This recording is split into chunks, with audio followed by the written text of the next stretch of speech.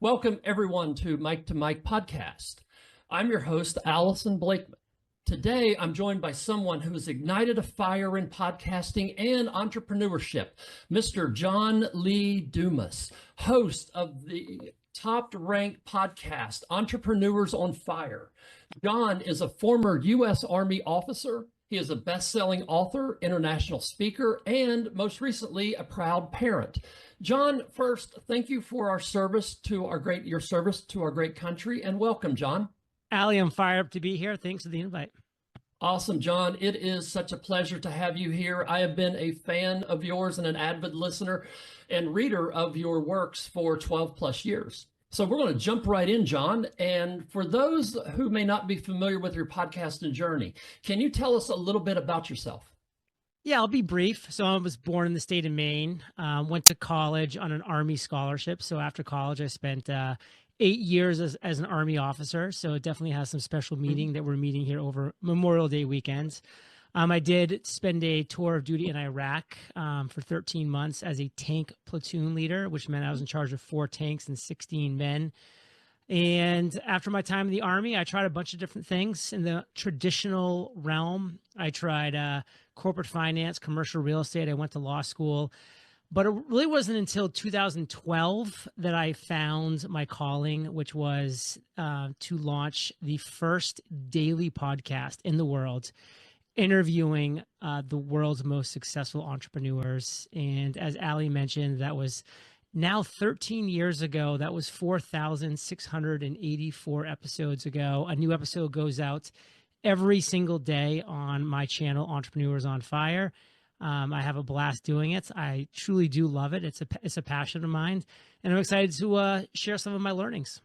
Awesome, John. Thank you. And I am so glad you took that leap and jumped out there and went right into daily.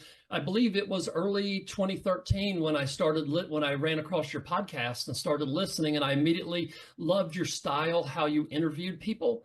And I want to just touch base on a couple things. From being in the Army to entrepreneurship to fatherhood, you're now a proud parent to or dad of an 18-month-old child. Did you ever imagine that parenting could be as tough or tougher than being in the military and commanding a tank squadron? Just for a little visual, let me show you guys. Little Bo Arthur Dumas right there. He's 18 months old. He's a little whippersnapper for sure, and we're having a lot of fun with him. And I'll tell you, there's a lot of responsibility deploying to war, to take 16 men and be in charge of their lives for a 13-month tour of duty was a very large responsibility. And I can say I haven't had that kind of a match in responsibility until Bo was born 18 months ago. And it's been a joy. I know we'll talk more about it, so I won't go into too many details, but it's been a lot of fun. That's awesome, John. So happy for you. And now let's rewind to the beginning. What were we in this club, Podmasters Toastmasters Club? We are all about and passionate about podcasting. So I want to rewind back to the beginning. What were some of the early hurdles that you faced launching Entrepreneurs on Fire, and how did you overcome them? Looking for some inspiration from you. So everybody told me it shouldn't be done. They said, don't do a daily podcast. Nobody's doing a daily show. Everybody's doing a weekly show. Maybe do a show that comes out, twice a month. That was the recommendation from all the individuals that were the podcasting kind of experts at that time. Mm-hmm. And I said, you know what? I know that I'm not going to become good doing something 4 times a month or twice a month. I need to get up every day, practice my craft, and really tackle that. So I just decided I'm going to be very passionate about what I do. I'm going to do it every single day. I'm going to interview the world's most successful entrepreneurs at a very high quantity level, because I know that my quality as a host is not going to be good from day one. I had no experience interviewing people, communicating, facilitating conversations. It was really my first go round. So I knew that the only way I was going to get good was to do it every single day. And that was going to be my unique differentiator. So back in 2012, I launched the first show, Entrepreneurs on Fire, and it's been a daily show ever since. That's awesome. I love to go back, and I've listened to all of your podcasts and I stay current. Then I jump back and I listen to back to 2018, 2013, 2014. I hear a little bit of a difference, but your core message is the same. And you inspire people, you ask those questions and you dig the nuggets out and you find those value bombs that are hidden there to inspire people like myself and others. Because I will tell you this, when I travel for my career, I sometimes can spend up to 8 hours, 9 hours in a vehicle, and I always plug in podcasts and I listen to you. Now, when I listen and driving down the road, John, I have a notebook on the center armrest with an ink pen, and sometimes I'm hitting the back button. I was like, okay, I got to write this down. I got to write this down, and you just don't know the lives that you touch. John, you've interviewed thousands of successful entrepreneurs. What's one trait that you feel they all seem to share in common? Well, let me just kind of step back first and say thank you for sharing that, because there's many times during my show, which I'm sure you've heard, where I said, "Hey, that was a writer downer." Like if you haven't hit the rewind button to listen to that again, like you might need to do that, because that was powerful. And to know that there's people like you that were doing that, while you were not necessarily while you were driving, but maybe when you pulled over to write it down, that's really powerful to me. And that's one of the things I love about podcasting is I fell in love with the platform, Allie, which was, it's on demand.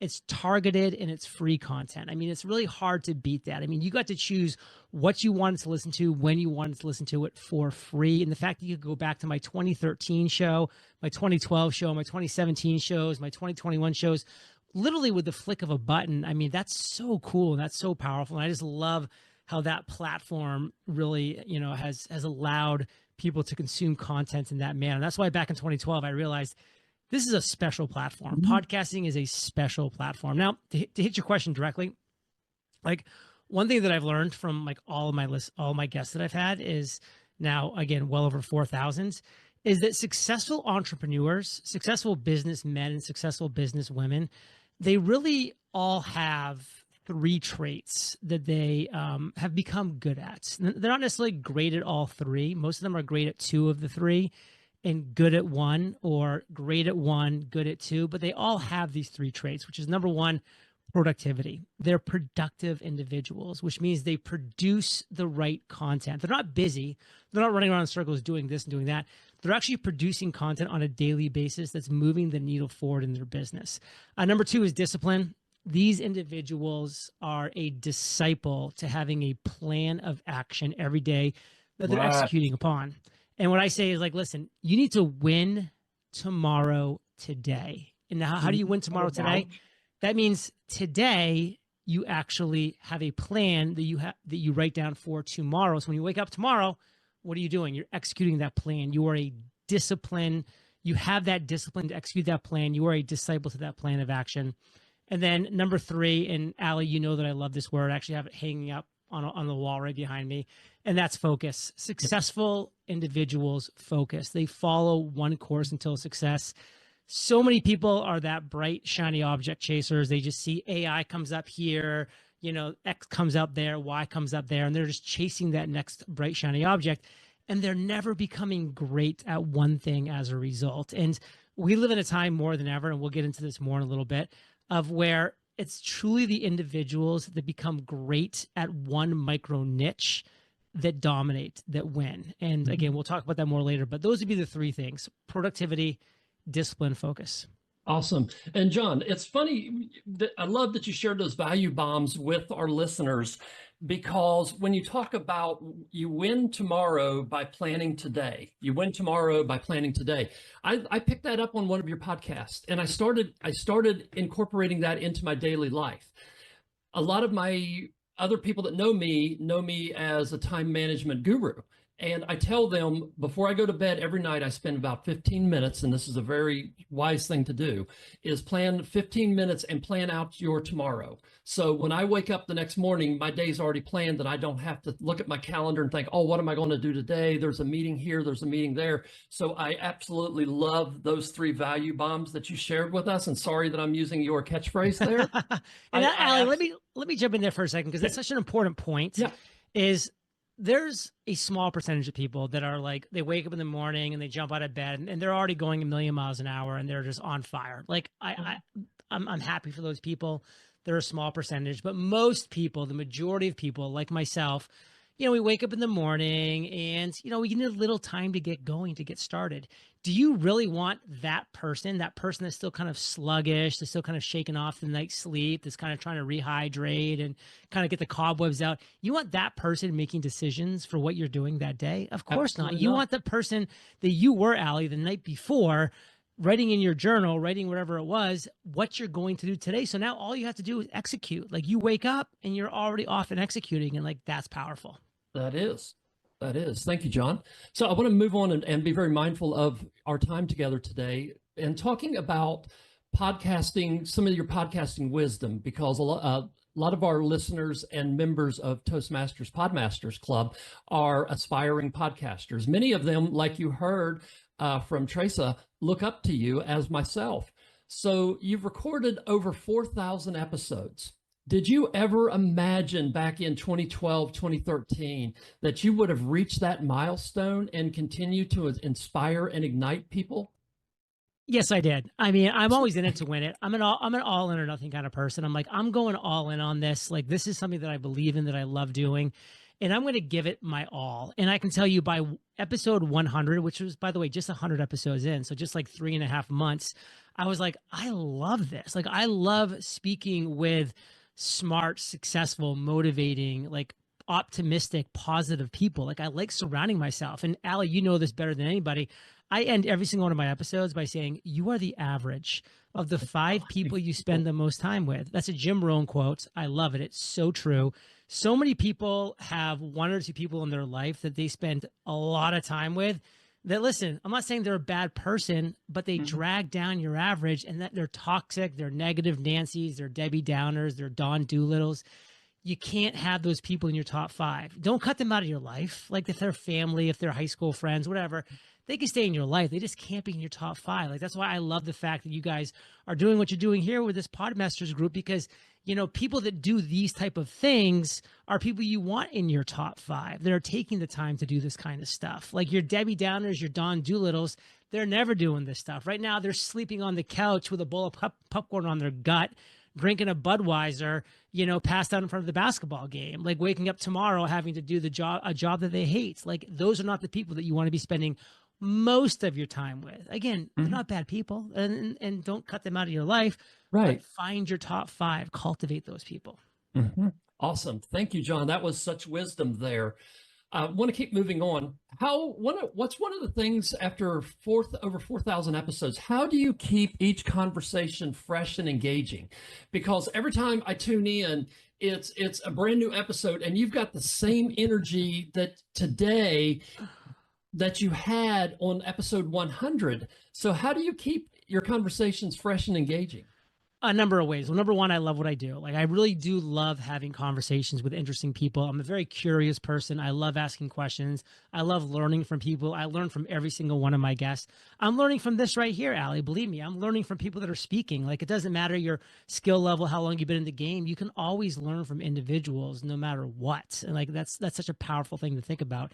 And so for me, like, I just always love waking up, having that great conversation with somebody. A way that you keep it fresh, it's called stories. We're human beings. We love stories. There's a reason why history is broken up into 2 words: his story, her story. We all have stories. We love hearing stories. When you hear Once Upon a Time, you lean in a little bit because we want to hear that story. It's interesting to us. Like, we love stories. So if you can tell a story in a powerful way, you're going to have people's attention. That's super powerful. Plus, when I bring people on my show, Allie, I say, listen, I don't want to talk about the 99% of things that you're not a genius in. I want to talk about the 1% of things that you are a genius in, that you're an expert in, because I want my listeners, Fire Nation, to get the best out of you. I want them to get the best part of you. Like, Allie, like, you have something that you could just absolutely share with my audience. It'd be so powerful. And there'd be 99% of things that you would share with them that wouldn't be as valuable because you're not an expert in those things. Just like me, I am an expert in like 1%. And I only talk about those 1% of things. And that's what I expect out of my guests too. So stories, focus on the zone of fire that I call it. Like, that's what keeps things fresh and interesting. Awesome. John, keeping on storytelling, What advice would you give Toastmasters or new podcasters looking to master the skill of storytelling? So first off, you have to be curious. Like you have to start a show that you actually love the topic of. And here's a piece of advice for any aspiring podcaster. I know there's one person on right now that was wanting to learn a little bit more about podcasting. What mistakes are usually made by new podcasters is they say, hey, look at Entrepreneurs on Fire. Look at JLD. This guy's been making 7 figures a year for 12 years in a row. Like he's crushing it financially. His business is doing well. It looks like he's having fun. I'm going to do exactly what he does. And guess what? Nobody wants a pale, weak imitation of somebody else. They don't want that. What they want is the true, genuine, authentic version of you. And so you need to look within yourself and say, hey, what is the one thing that I love that I can go deep on? And I know we're gonna talk about my book in a little bit, but that's my 17 steps, is like getting to that one thing, is like finding that one thing for you. Because if you can become, and this is honestly in one sentence, sums up my entire book. If you can become the #1 solution to a real problem in a growing industry, you will win. So if you can start a podcast where your podcast becomes the #1 solution to a real problem in a growing industry, you will win. I mean, what's Toastmasters? Public speaking. That's a growing industry. That's a real problem. People have a problem speaking. You know, as one of the biggest jokes you ever hear is people are so scared of speaking. If they're at a funeral, they'd rather be in the casket than giving the eulogy. I mean, that's a real problem. But here's the deal, is like, there's a lot of people doing that. So you have to niche down. You have to find a micro niche within that broader topic of public speaking, or within that broader topic of health and wellness, or gardening, or sports, or music. You find a micro topic that you can dominate, and that's where you focus, and that's where you become the #1 solution to a real problem in a growing industry. Awesome, John. That so many value bombs right there about finding your niche, the one thing that you stand out and look for problem. So that's one of the reasons I love Toastmasters. And maybe one day, if I ever become successful and end up as a guest on your show, I would love to share the story of that. Nice. One of the things, what was one of your biggest lessons you've learned in the first 100 episodes?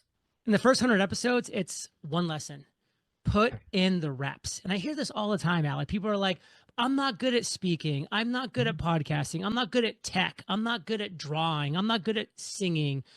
And I'm like, well, why would you be? Like, why would you be good at anything you've never done before? There's one way to get good at anything, and that's putting in the reps. Do you think LeBron James was good at basketball before he ever touched a basketball? He was horrible, just like the rest of us. And every athlete you've ever seen, every, artist you've ever seen, they all have put in unbelievable amounts of reps. And that was me. I'm like, I'm going to become good at podcasting one way: by putting in the reps every single day. And I see so many people like, John, I've been doing a weekly podcast or a twice a month podcast for a year. It's not getting any traction. I'm like, well, it's because you're not good. Like, you're not good. And how are you going to become good doing something twice a month? You're not going to be good at doing that thing. So you either go all in and you commit to it, or you don't do it and you find something else you can go all in on, because maybe that's not your thing. Yeah. I hate to look back, but I do want to ask you this from all of your wisdom over 4,000 episodes. If you could start over tomorrow, would you do anything differently? And if you would, Yes. what would you do differently? Right away, be looking to monetize. Like, so many people are scared to try to monetize their podcast, try to monetize whatever it is they're doing. From day one, you should be selling a product. You should be selling a course. You should be selling your coaching, a mastermind, a book that you've written. You should be just offering something, because you want people to know that they can take the next step with you. I don't want people to listen to 35 minutes with Allie and then be like, wow, I really enjoyed that. But then Allie gave no call to action of how people could take the next step with her, because maybe 100 people listened. Maybe 3 people are like, man, if I could actually speak with Allie and like she could like give me some one-on-one advice, I would pay for that. There's going to be a percentage of people that would do that, but they don't know that it's even an option, because nobody's giving that call to action. So every single thing that you produce, content-wise, writing, speaking, whatever it might be, like, it needs to have a call to action to get people to a place where they can pay you money. That is awesome. Great advice, John. And something I'm going to pivot and go off of the list of questions that I shared with you. I can handle it. All right, I know you can. I know you can. So with monetizing, that's something that I was a little concerned about because I didn't want people to think that I'm chasing after the dollars. And that's something I've learned from your show and listening to you for all these years, I don't feel that you chase after the dollars, but you said something right there that was key is when I spend in the car and if I listen to you at 1.25 speed, and I listened to it. You're right. I picked up several of your books. I just ordered a book this morning for the Uncommon Success book. But reading your podcaster's book, you're connecting further than your voice and further than just your value bombs every day. You're giving me something more to work with than just my 30 to 40 minute session, just one way listening to you without talking to you. I love that about monetizing because I was worried that people would think that I was being greedy and just chasing money and trying to make a quick buck. But that's the wrong mindset, Allie, because Yep. the reality is we live in a world of abundance. You are giving so much with your podcast, with your free content. There's so much to consume. And then you're just giving people the option of the percentage that want to take the next step. And those that don't, they're just going to hit next on the podcast and listen to your next show. And that's great. A very small percentage of my podcast has ever taken the next step and joined my course like Podcasters Paradise or bought my books or done this or done that. And I've still had a 7-figure business for 12 years in a row. I mean, you don't need to have this crazy high percentage of people that are taking you up on that, but you have to be making the offer because a lot of those individuals, they need it too. And you can't just say, hey, I'm offering, free coaching for everybody that wants to for the rest of my life. Like your time is valuable. So like put a dollar amount on that. And the people that want to take you up on that should have that option. Okay. Awesome. That is great. And we've kind of answered some of the questions, which is great. What would be, for those of us listening, and for those who have not yet started a podcast, what would be your top 3 tips for someone wanting to, or just starting out launching their first podcast? So number 1 is come up with a big idea. Like you need a big idea about something that you really love. Like it has to be something that you're passionate about and that you have enthusiasm and curiosity for. But then on the other side, you have to have knowledge, skills, and value that you're providing because those things have to be in combination. If you just have that side of excitement and passion, that's just a hobby. If you just have knowledge and skills, then you'll get bored and you'll stop. But if you have both of those things and you combine them, you commingle them into what I call that zone of fire I've already mentioned one time, and you find that zone of fire where you are both excited, enthusiastic, and curious about something, but you also have knowledge, skill, and value that you can add to that equation. You have your zone of fire. Like that's where you need to start with your big idea. But your big idea is not enough because if you have a big idea, guess what? It's a really good idea. And guess what? Good ideas have been had by a lot of other people. So that's going to be a very busy, saturated market. So now you have to take step number 2 and discover a niche within that big idea that's not being dominated, that's being ignored for some reason, that's not being taken advantage of. And then you can dive into that niche and say, I'm going to own this niche because either there's no competition or there's just weak competition that I can just smash from day one. And guess what? When I launched Entrepreneurs on Fire, I was the best daily podcast in the world interviewing entrepreneurs. I was the worst daily podcast in the world interviewing entrepreneurs. I was the only daily podcast in the world interviewing. That was it. I was the only game in town. So I was the best. I was also the worst, but again, I was the best. So how do you find that niche within a big, podcasting was a big idea. Interviewing entrepreneurs was still a big idea. So I had to find a niche within that was not being done so that I could stand out, be different, be unique. So find that big idea, discover the niche within, and then really understand who is your ideal listener. Who is that avatar, that person? Allie, you've heard me talk about Jimmy before. He's my ideal listener. I won't go into a long detail about him, but I could talk about him for 15 minutes. I know him intimately. So I know who my perfect listener is. And I crafted my podcast around that individual. And that is what made the show. And amazing because here we are 13 years later, 4,000, almost 5,000 episodes every single day, 7 days a week, John. It's always something because I can always find a fresh new episode. I get up this morning, as I'm having my morning coffee and watching and turn the news on, I can click on my iPad, Podcast, EOF, and boom. There it is. There's your voice at 4:30, 5 o'clock on a Sunday morning, talking to me and sharing value bombs. Awesome. And John, before I move into some other topics, I want to ask you a couple questions that some new podcasters and even some Toastmasters and professional speakers face. Have you ever battled imposter syndrome? Like when you first started out, did you ever feel like, oh my gosh, I'm interviewing the CEO of Indeed? I just recently re-listened to those podcasts just last week. And do you ever face imposter syndrome? I'm a human being, Allie. Like, of course I have. Every single human that's ever walked on this earth has faced the imposter syndrome, has had anxiety, nervousness, doubt, fear.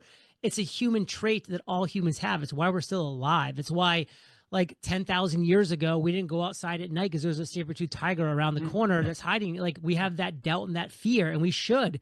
It's a survival mechanism. Like, it's hardcore into our DNA, period. It's hard-coded. So yes, everybody has that. And it's the few individuals that can say, okay, I acknowledge this fear, this doubt, this imposter syndrome, because I acknowledge the fact that I'm a human being. And if I wasn't experiencing this, I would be an AI, which will in the future be pretty weird and interesting. So I'm going to rise above it and be one of the few percentile that can and does. And it'll be a blue ocean. And then we go. Awesome. That is such valuable advice coming from you, JLD. Have you ever, doing 7 days a week podcasts, have you ever faced burnout? So here's the deal. When people hear 7 days a week, they think to themselves, I can never do 7 days a week. I like to take the weekends off and Sundays. You're right. Because guess what? I don't do 7 days a week. My show comes out 7 days a week. I record 7 interviews every single Thursday. That's what I do. I call it batching like a baller. That's how I roll. I wake up every single Thursday and I say, today's my day. It's going to be a long day. I'm really going to have to be focused. Like you said, Allie, like I come with the energy every single episode. I do because it's one day. Like I know that I can just show up and just crush it for that one day. And I know the sun's going to set at the end of the day and I will have 7 episodes done. So I batch it like a baller. It's allowed me to go on 90-day trips before because I've just, done a few of those days in a row and then been able to just take off for weeks and months at a time. So it's a way of doing it that, again, podcasting allows you to do that. So when you think that you might be taking on too much because, you want to avoid burnout, which we all do, think of ways to say like, well, how can I batch this? How can I just do a lot of work on 1 or 2 days so that I can really kick back and do nothing on Saturdays or Wednesdays or, whatever that might be. So to me, like I always love packing my schedule and clearing my schedule. So like on a Thursday, I'm packed. On a Friday, I have nothing. And so when I'm done my 7th interview on a Thursday, I'm just like, man, tomorrow's going to be a nice day of just hanging out, recharging my batteries, relaxing, and just getting ready for, the weekend. Wow, that's awesome because at first I thought, wow, John records podcasts 7 days a week. And I thought, wow, his life must be really chaotic. And then I heard you talk about it in one of the episodes and I'm like, that's smart. That makes sense. That's like a baller. I know our time is running short, so I want to combine a couple things. You offer you offer mentoring, and I actually was listening the other day on my trip back on a business trip, and you offer mentoring. You do workshops like freepodcourse.com. You also have your book coming out on the common path to uncommon success. Can you tell us a little bit about those? Yeah, I heard somebody who's interested in podcasting. I have a completely free course on podcasting. It's called freepodcastcourse.com. Go check it out. It's completely free. It'll teach you how to create and launch your podcast. Simple as that. A book I launched 4 years ago that you just mentioned is called The Common Path to Uncommon Success. It's a book that I wrote about the 17 steps to financial freedom and fulfillment. You can get it on Audible, on Amazon. You can have some fun with it.